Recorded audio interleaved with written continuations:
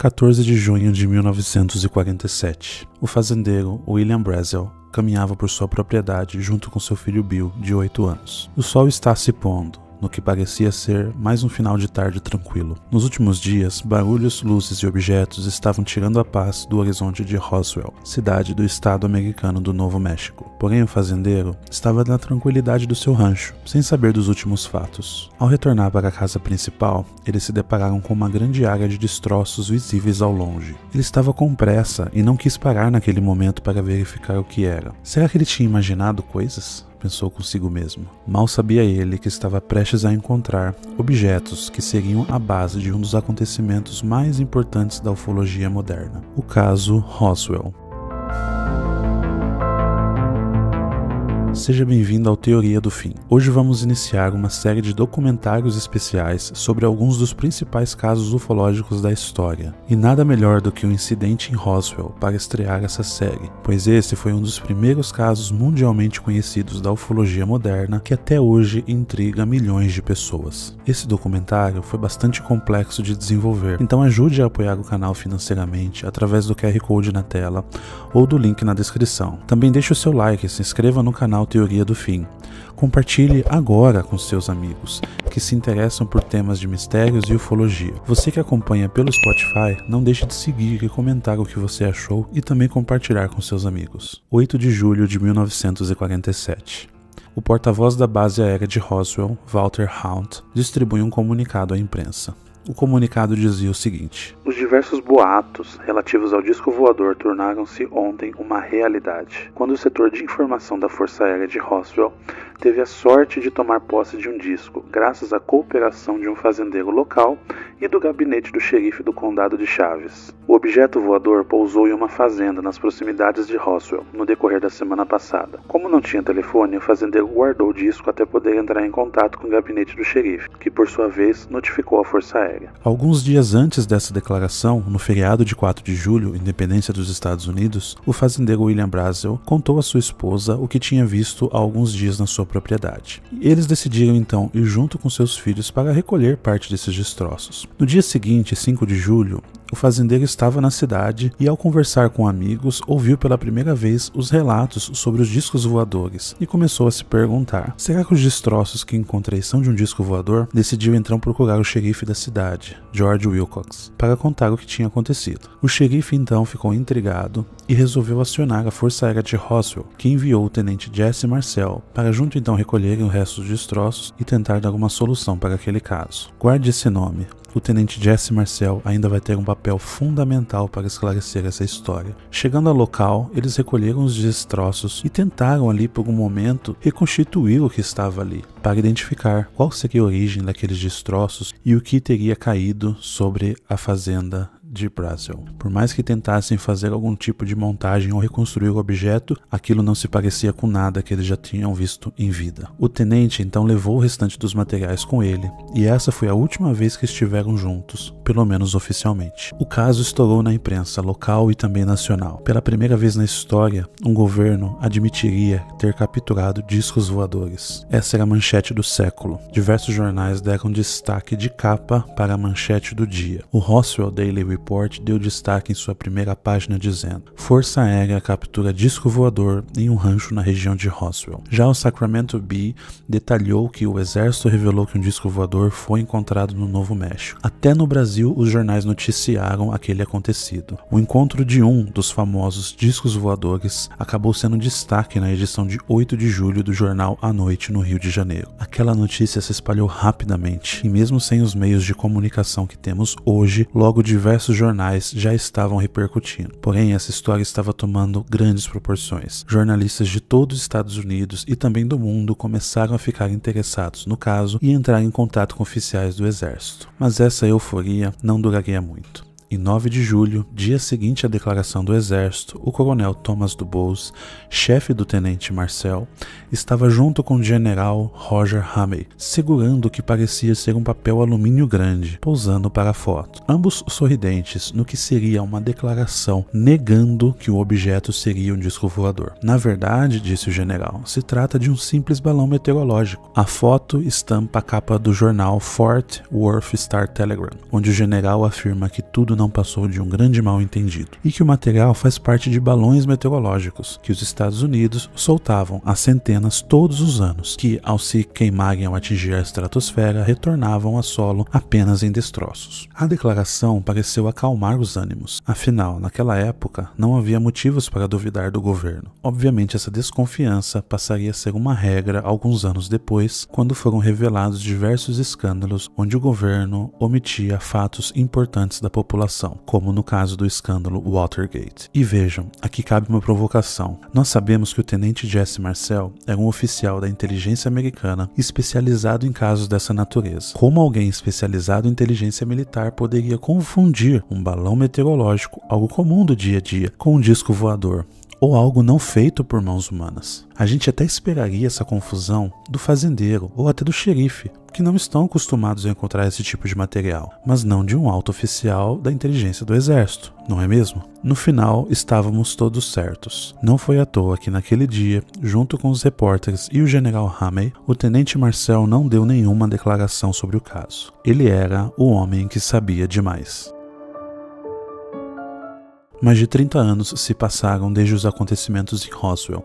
O caso parecia esquecido, mas na verdade estava apenas adormecido e prestes a acordar. O pesquisador Stanton Friedman, um físico nuclear altamente graduado, era um dos mais importantes ufólogos vivos, autor de diversos livros. Ele ouviu falar pela primeira vez do caso Roswell através de sua amiga Lydia Sleepy, que trabalhava em uma rádio na região de Albuquerque na época. Ela relatou a Friedman que tinha recebido uma chamada da filial de Roswell na época dos acontecimentos. Uma fonte tinha relatado que um disco teria caído e estava sendo levado para o campo Wright, em Ohio. Ela então foi transmitir o relato para a agência de notícias Associated Press quando foi interrompida por uma mensagem que ela recebeu e que dizia o seguinte: "Não continue a transmissão.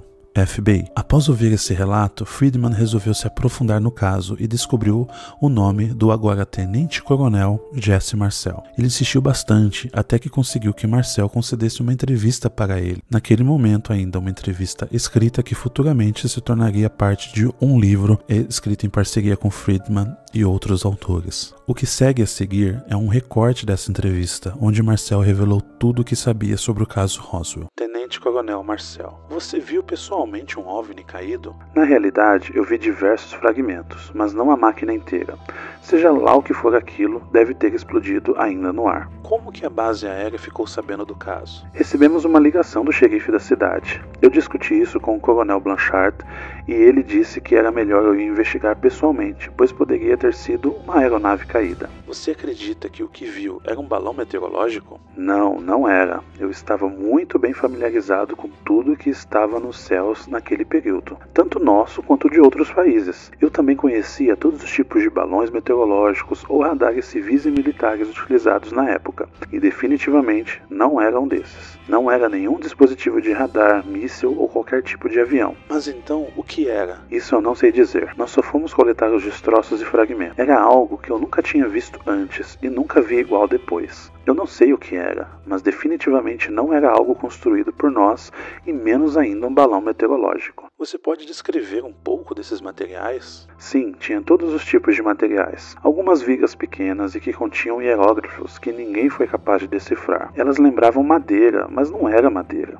Era muito dura e resistente e não pegava fogo. Também tinha uma grande quantidade de um material que lembrava pergaminhos de papel, mas na cor marrom e muito duros. E também pequenas peças que lembravam papel alumínio, porém não eram papel alumínio. Eu procurei por algo eletrônico, pois tinha conhecimento nisso, mas não encontrei nada." "Alguma coisa especial chamou a sua atenção?" "Sim, nos pergaminhos os hieróglifos pareciam números, mas indecifráveis, e também pareciam pintados à mão. Esses símbolos não podiam ser quebrados. Eu até tentei usar um isqueiro para ver se eu conseguia queimá-los, mas nem fumaça saía, e eles continuavam intactos. Outra coisa que me chamou muito a atenção eram os metais presentes ali. Eles tinham a espessura de uma folha de papel alumínio, mas eram muito resistentes, impossíveis de dobrar. Eu peguei o martelo que tinha comigo e tentei amassar eles, ou arrancar uma lasca, e não consegui, mesmo usando um martelo grande. Esse pedaço em particular, ele tinha mais ou menos uns 60 por 30 centímetros de largura. E quem avisou a imprensa sobre os discos voadores? Bom,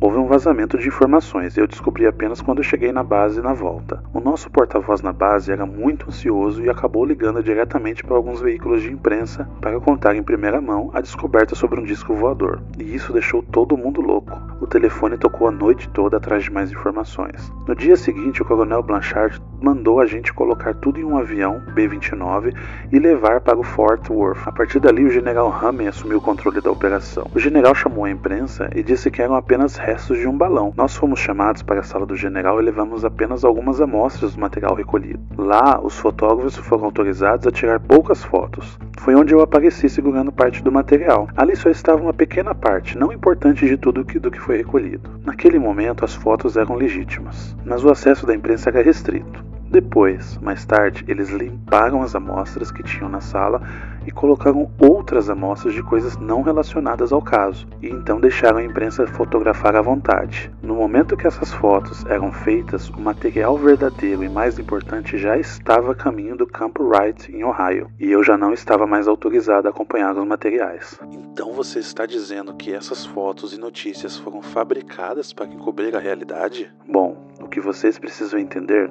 é que o que foi mostrado de real para a imprensa foi muito pouco do que o que realmente recuperamos.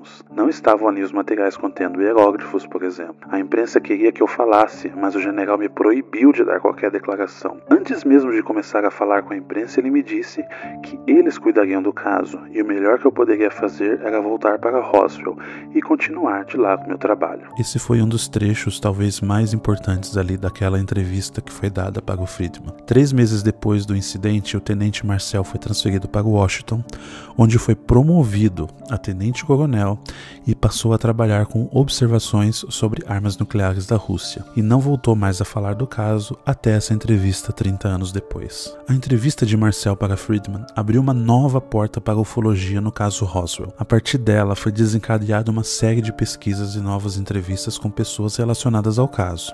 Infelizmente, o fazendeiro William Brazel não estava mais vivo quando o caso voltou a ter interesse da sociedade, tendo falecido no ano de 1963. Porém, seu filho, Bill Brazel, concedeu uma série de entrevistas em que afirmou que militares teriam visitado seu pai, levado ele até preso e ameaçado para que ele mantivesse segredo sobre o que havia descoberto, o que explicaria ele ter se recusado a dar detalhes do caso após a grande repercussão, e nem mesmo falar com sua própria família sobre o assunto anos depois. Após anos de repercussão da entrevista de Marcel, iniciou-se uma pressão contra o governo para que mais detalhes fossem liberados. Já nos anos 90, o congressista Stephen Schiff, do Novo México, conseguiu, junto ao Escritório Geral de Auditoria, que fizessem uma busca nos arquivos militares referentes ao caso Roswell. Essa busca gerou 2 relatórios, sendo o primeiro publicado em 1994, focado nos destroços encontrados, e o segundo em 1997, focado nos alegados corpos alienígenas. No relatório de 1994, a Força Aérea finalmente admitiu que mentiu sobre o incidente em Roswell. Os detalhes desse arquivo demonstram que um projeto ultra-secreto estava em curso durante os fatos do caso Roswell em 1947. O projeto Mogul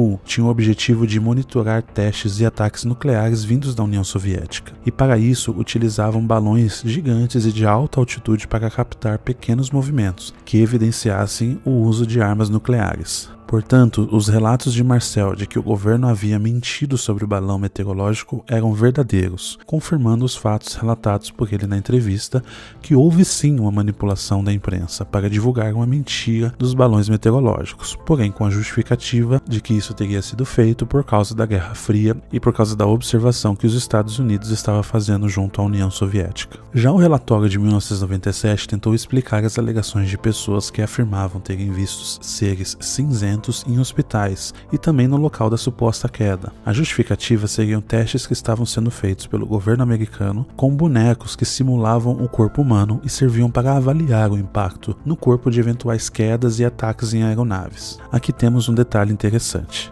Muitas pessoas que alegaram terem visto seres foram desacreditadas por não terem apresentado provas concretas e até taxadas de mentirosas ou que estavam querendo apenas aparecer. A partir do momento que o governo admite que tinha teste sendo feito com os bonecos, ele basicamente está dizendo que essas pessoas não eram mentirosas, mas que talvez teriam visto uma outra coisa: o mistério do FBI. Já em 2011, por causa da Lei de Acesso à Informação dos Estados Unidos, o FBI divulgou uma série de antigos relatórios que foram investigados pela agência ao longo das décadas. Entre esses relatórios, muitos tratavam do tema OVNI, e um deles em especial acabou chamando a atenção de todos. O relatório foi feito por um agente especial do FBI chamado Guy Ottell e direcionado ao diretor do FBI da época, John Edgar Hoover, fundador da agência. Lembrando que Hoover foi acusado tempos depois de ter perseguido e montado operações secretas contra desafetos políticos do governo americano e também para influenciar decisões políticas nos Estados Unidos. No documento, Guy Ottell dizia o seguinte para Hoover: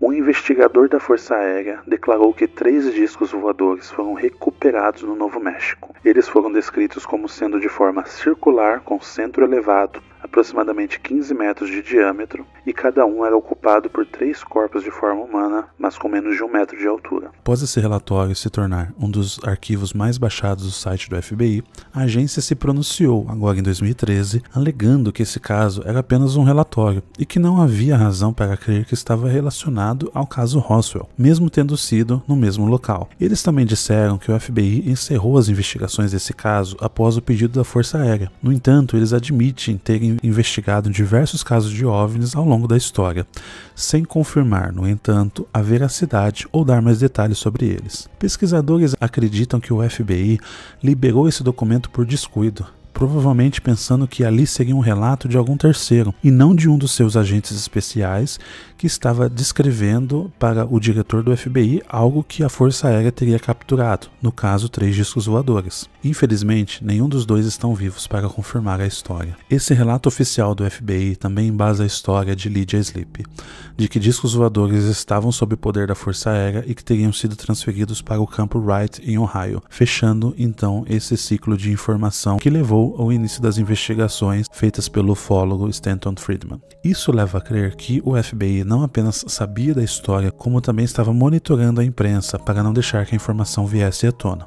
É interessante avaliar que o FBI nos Estados Unidos, diferente da Força Aérea e do Exército, ele tem um papel de investigação interna, então ele não se envolve em temas de política externa como, por exemplo, a Guerra Fria. Os mais céticos acreditam que o caso Roswell está esclarecido. Eles se contentam com as respostas dadas pelo governo sobre o monitoramento de atividade da União Soviética e dos testes realizados. Porém, ao lermos os documentos, relatos e informações conflitantes, é nítido que diversas perguntas ainda não foram respondidas sobre esse caso, como, por exemplo, por que um oficial da comunicação de uma base de inteligência avisaria a imprensa da captura de discos voadores, sendo que ele mesmo não estava no local na hora e apenas seguia ordens? Será que ele recebeu uma ordem para divulgar esse caso por algum superior? Será que ele apenas resolveu divulgar o que sabia antes de dar tempo do governo se livrar das evidências? Qual seria o interesse dele em divulgar isso o quanto antes possível? Agora falando sobre Jesse Marcel. Por que ele, sendo um especialista em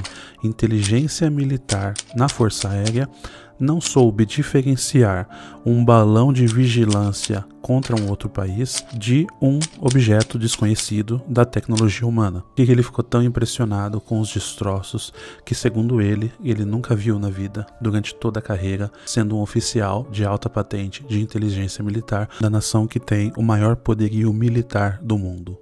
Por que ele, estando quieto sobre o assunto, foi transferido de Roswell e ganhou uma promoção, tendo ficado mais de 30 anos sem falar de novo nesse tema? Agora falando do FBI, por que um agente do FBI reportaria para o diretor do FBI que a Força Aérea encontrou 3 discos voadores e depois arquivariam o caso sem nenhuma conclusão posterior? Por que a preocupação em calar a imprensa, já que não seria um caso importante, segundo o próprio FBI, visto que ele parou de investigar quando foi solicitado? Será que ainda existem os arquivos secretos, os chamados arquivos X, sobre o caso que ainda não foram revelados pelo FBI? E por fim, a última grande pergunta: se o governo mentiu da primeira vez para encobrir a suposta vigilância contra a União Soviética, por que deveríamos acreditar que agora eles estão falando a verdade?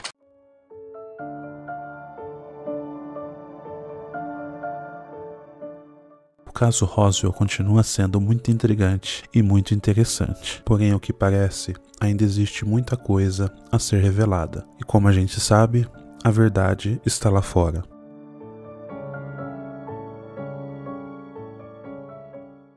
Ainda existem diversos outros detalhes desse caso que não foi possível trazer por esse documentário, pois ele já ficou muito extenso, mas tem detalhes ali que são instigantes, como as alegações de corpos, a falsa pista dada pelo governo e ainda depoimentos de outros envolvidos. Caso vocês queiram, comente aí, pois a gente pode trazer uma parte 2 desse documentário, e também compartilhe esse episódio com sua família e amigos para que a gente possa ter mais alcance e as pessoas possam saber mais desse caso, ajudando o canal a crescer e ajudando a gente também a trabalhar nesse tipo de investigação que toma bastante tempo. A fonte de tudo que foi trazido vai estar na descrição desse episódio com os links para que você possa conferir. Comente o que você achou, se você tem alguma informação desse caso, se você gostaria de ver outros casos aqui também. Gostaria de agradecer por terem acompanhado. Novamente pedir para apoiarem o canal. O QR Code vai estar na tela, o link vai estar na descrição. Se inscrevam também e deixem um like. Muito obrigado por ter acompanhado até aqui e até o nosso próximo episódio.